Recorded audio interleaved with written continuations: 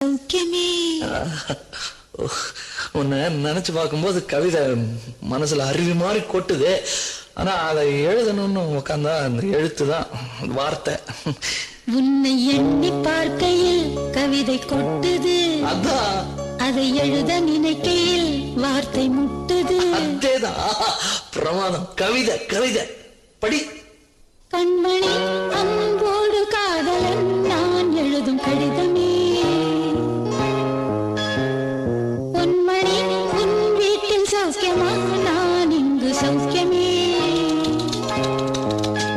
உன்னை எண்ணி பார்க்கையில் கவிதை கொட்டுது, அதை எழுத நினைக்கையில் வார்த்தை முட்டுது.